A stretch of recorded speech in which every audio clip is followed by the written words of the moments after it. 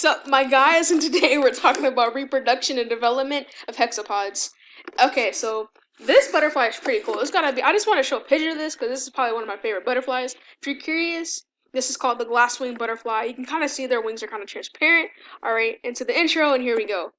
Oh shoot, okay, let me click on the slide. Okay, so reproduction intro. Some hexapods are basically dioecious, and basically what that means, the male and the female reproductive organs are are in separate individuals. Like, we're not dealing with hermaphrodites this time, where they are separate.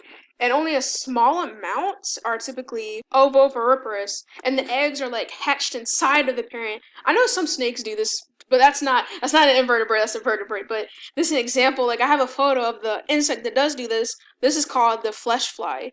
And basically, the flesh flies will, like, the larvae would hatch, and she'll like lay the larvae like in like feces or rotting plant materials. And basically, this is what she'll do. And it'll be like 40 larvae that she'll basically like lay. Most is like an example of parthenogenesis.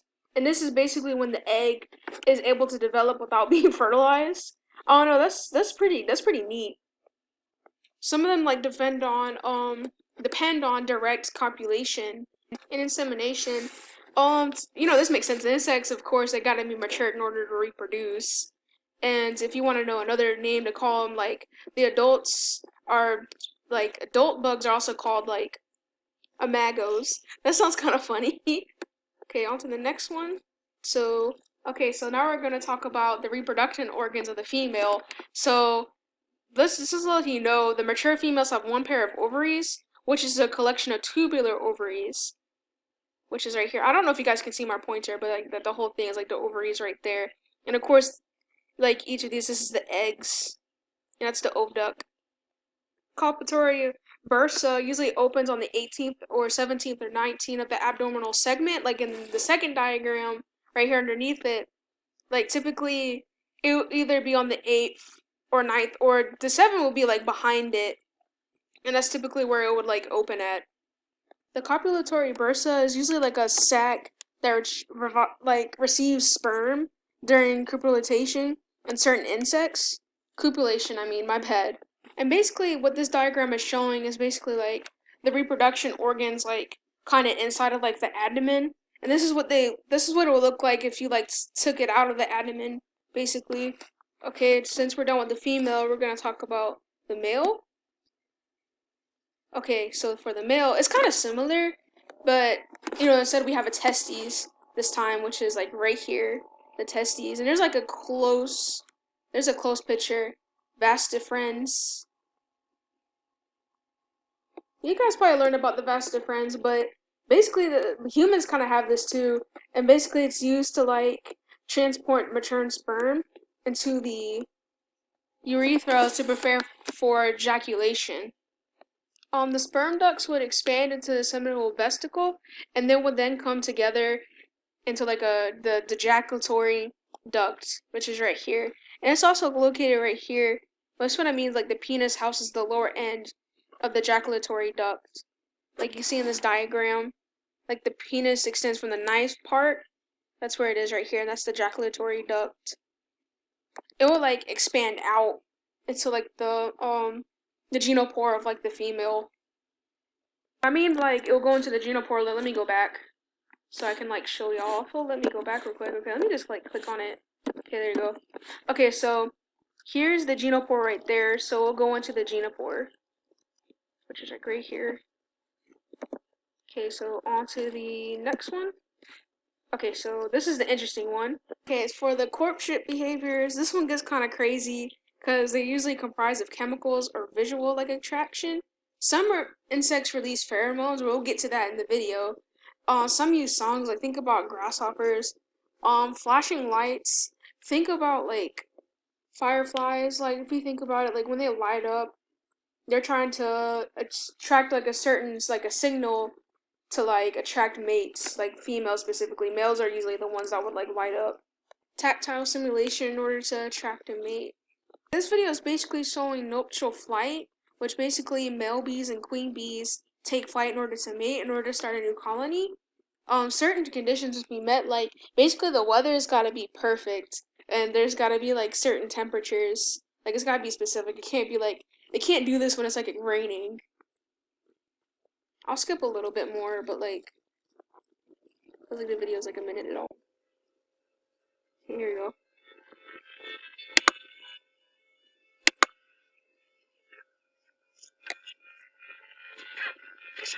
Oh dang, I'll probably turn it up. Oh dang.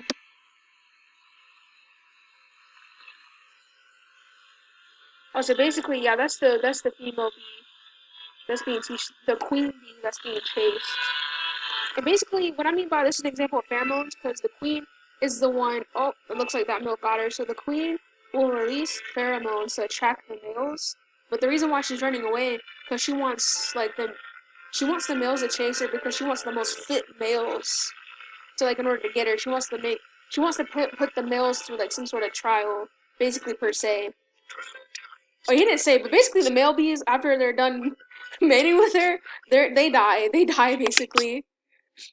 They're gone. I don't know. That's kind of tough. So basically, after the eggs are fertilized, that's how a new colony would like start, and that would be the queen.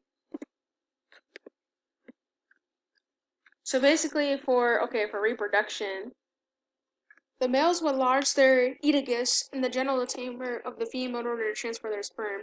What I mean by oedicus, okay, hold up. I got the diagram up. I'll show y'all real quick. Let me move back. So I'm showing like 2 pictures of it. The oedicus right here, when it's outside of the abdomen, and also right there. And basically, that's what they use to like enter the female in order to fertilize the eggs. Okay. I don't know why my PowerPoint keeps acting crazy. Okay. So copulation will normally happen during mid-flight, like ants or bees, for example. Because, mid-flight, because, ants, some ants have wings, some bees, not some bees, all bees have wings. Sperm transfer would be indirect for species that don't have wings. Like the male would usually have places sperm on a certain parts of the body, so the female can, pick them up. So this is kind of funny because, I don't know, it's just, imagine if humans did this. I don't know, that'd just be weird, like, if humans could also, like, do this, because if they can just ejaculate on the ground and then the female just picks up some random sperm on the ground.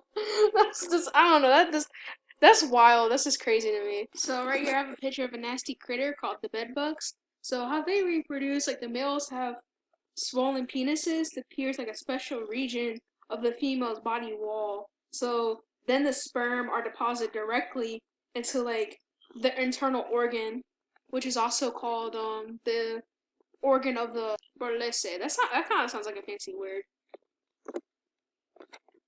So finally, bringing us back to parthenogenesis. It's an alternative form of reproduction.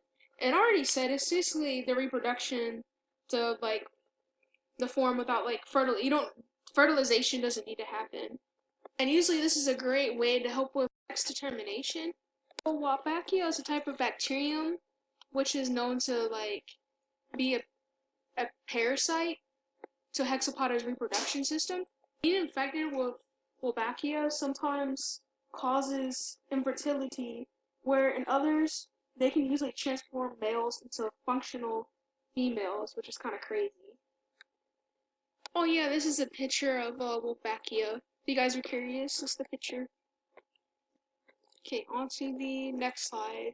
Embryology. Hexapods do not show like spiral cleavage like some crustaceans do.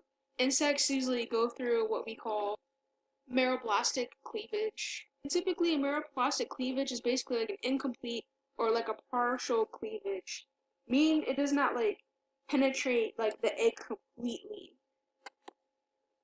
This is mainly because the yolk content of the egg, because since the yolk is like so bulky, it's usually hard for cleavage to take place within the egg. You can literally see in the diagram how much yolk there literally is in the egg. Cytokinesis does not usually happen during like early nuclear divisions, but it normally happens like up to 13 cycles. And this right here, the Blastoderm, is basically embryonic tissue that makes up the blastula. And it encloses the fluid to fill the blastohole. Oh, and also the larva or a juvenile is formed from an egg. And the fertilized eggs will keep dividing and move and differentiate in order to create the larva or juvenile.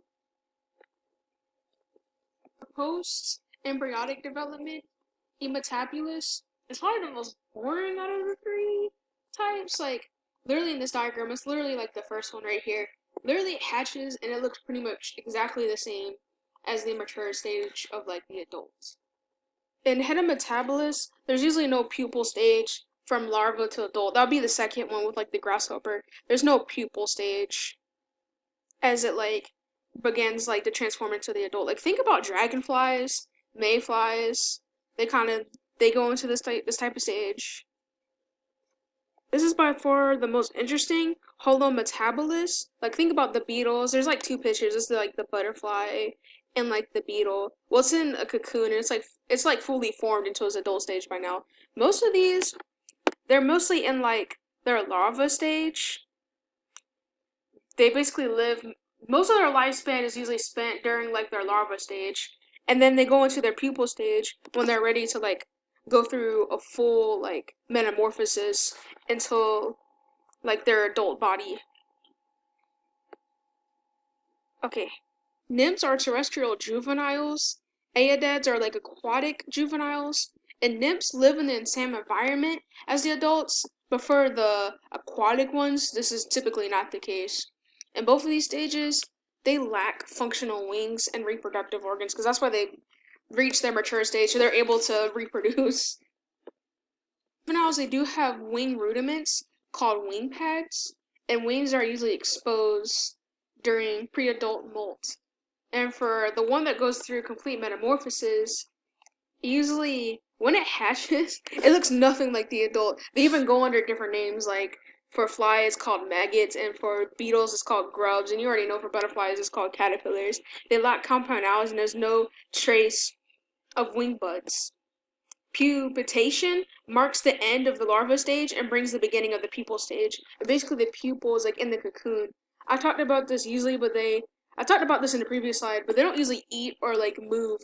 And that's when they go through the complete metamorphosis phase, and that's when they get their wings. And that's basically how they form their reproductive organs in order to mate. Video of an emerging butterfly before we go, just real quick, because I think this is kind of cool.